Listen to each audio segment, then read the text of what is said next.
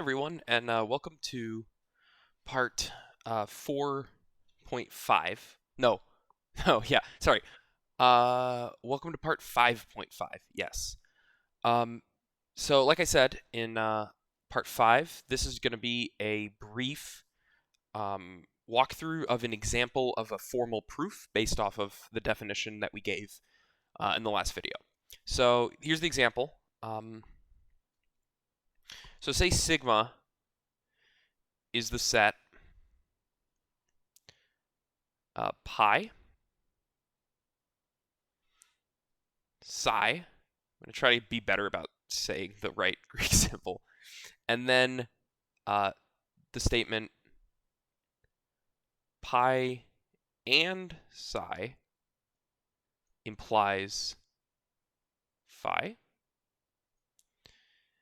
And our goal is to show that phi is deducible from sigma. So go ahead and take a second to think about this.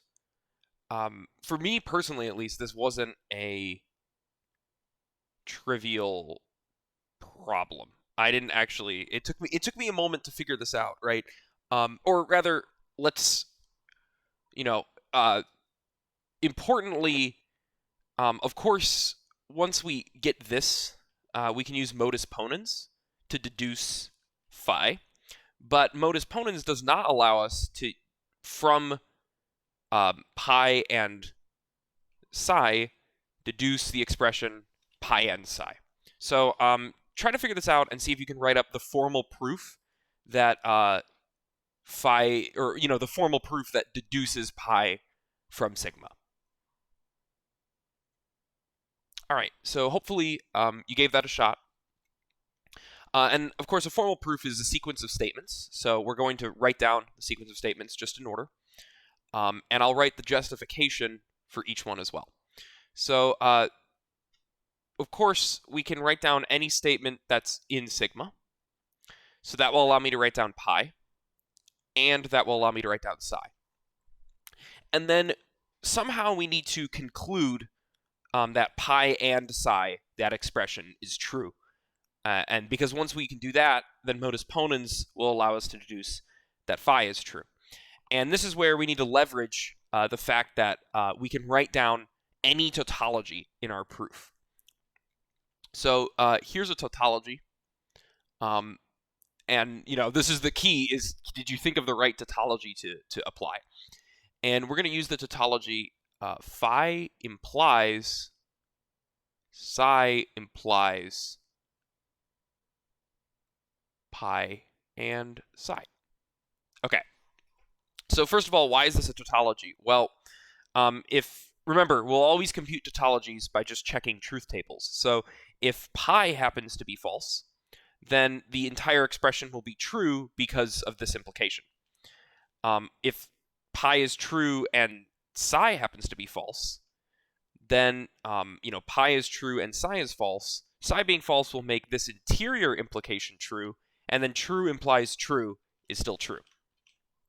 And finally, if they are both true, then of course this interior expression is true, and we have true implies true, which is true, and then we have true implies true, which is true. So regardless, this statement is true, and thus it's a tautology, and thus I can write it down in my proof. And then applying modus ponens on statements 1 and statement 3, I can write down in my proof the consequent of the implication.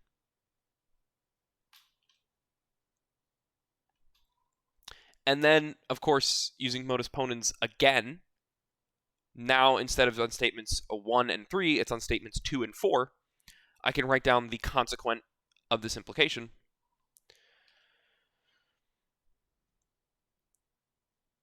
Pi and psi.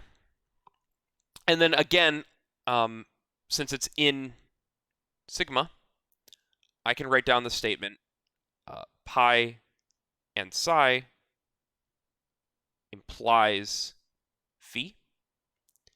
And then finally, with one more application of modus ponens, we conclude phi. So, like I said in the original video, I had a discussion at the end about the observation that modus ponens is sufficient. And it's really modus ponens is sufficient because we can pretty much write down any, because we can write down any tautology we want, we can write down tautologies. We just need to make sure we write down the correct tautology that will allow us to abuse modus ponens to conclude almost anything we want. That's true, right? So anyway, that's it. I find this hopefully that you found this instructive. It's I think it's a good example of not only how you would write a form, what would make something a formal proof, and how you would write a formal proof, but also it's a good example of how like limitless tautologies can be, and how we can use any tautology we'd like, allowing us to use a lot of other rules of inference. I mean, I forget, there is a rule of inference. There is a rule of inference called from pi and psi conclude pi and psi. That's one of them. There's a lot of rules of inference. But yeah, obviously by our situation, modus ponens is all that's necessary. Okay, well, that's it for this one. I'll see you guys next time when we will talk about we'll further talk about theories and develop some useful properties. All right, thank you for watching.